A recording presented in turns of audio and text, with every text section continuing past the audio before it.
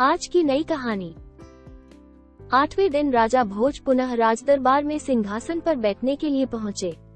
तभी 32 पुतलियों में से एक 8वीं पुतली पुष्पवती जागृत हो गई और बोली, ठहरो राजन, अभी तुम इस सिंहासन पर बैठने के योग्य नहीं हुए हो। अगर तुम मानते हो कि तुम भी राजा विक्रमादित्य की तरह महान हो तो अवश्य बैठ सकते हो, पर पहले अपना आत्ममूल्यांकन करो। सुनो, मैं तुम्हें राजा विक्रम की कथा सुनाती हूँ। एक दिन राजा विक्रमादित्य के दरबार में एक बढ़ई आया। उसने राजा को काठ का एक घोड़ा दिखाया और कहा कि यह न कुछ खाता है न पीता है और जहाँ चाहो वहाँ ले जाता है। राजा ने उसी समय दीवान को बुलाकर 1 लाख रुपया उसे देने को कहा। दीवान बोला, ये तो काठ का है और इतने दाम का नहीं है। राजा ने गुस्से से कहा, 2 लाख रुपए दो। दीवान चुप रह गया। रुपए दे दिए। रुपए लेकर बढ़ई चलता बना, पर चलते चलते कह गया कि इस घोड़े में एल लगाना, कोड़ा मत मारना।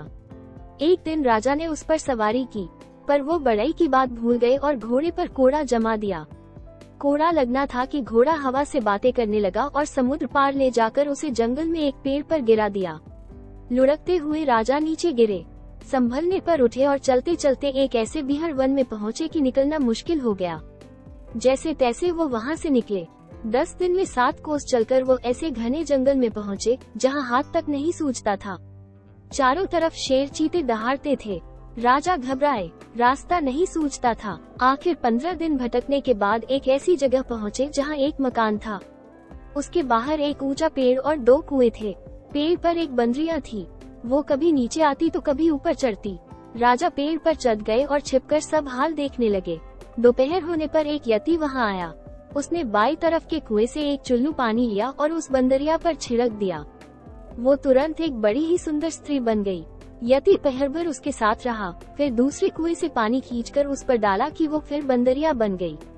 वो पेड़ पर जा चढ़ी और यति गुफा में चला गया। राजा को ये देखकर बड़ा अचंभा हुआ। यति के जाने पर उसने भी ऐसा ही किया।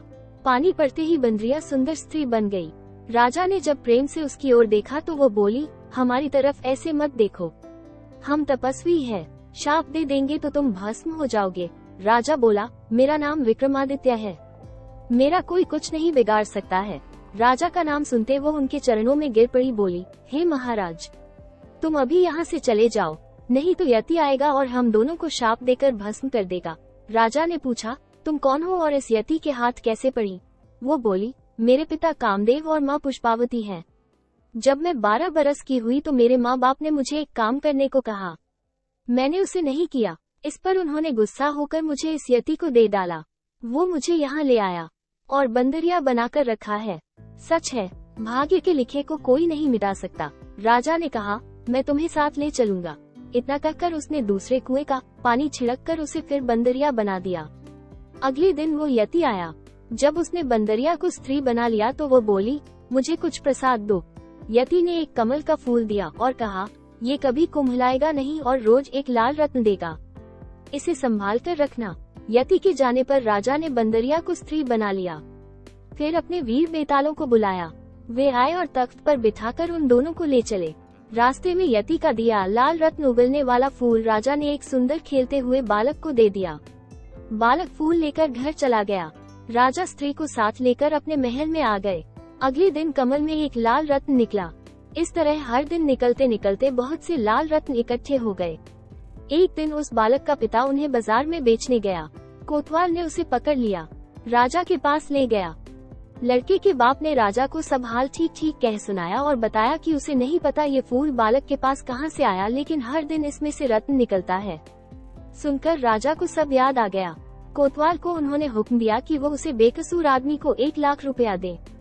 इतना कहकर पुतली पुष्पवती बोली, हे राजन, जो विक्रमादित्य जैसा दानी और न्याय हो वही इस सिंहासन पर बैठ सकता है। राजा झुंझलाकर चुप रह गया। अगले दिन वो सिंहासन की तरफ बढ़ा तो मधुमालती नाम की 9वीं पुतली ने उसका रास्ता रोक लिया। राधे राधे।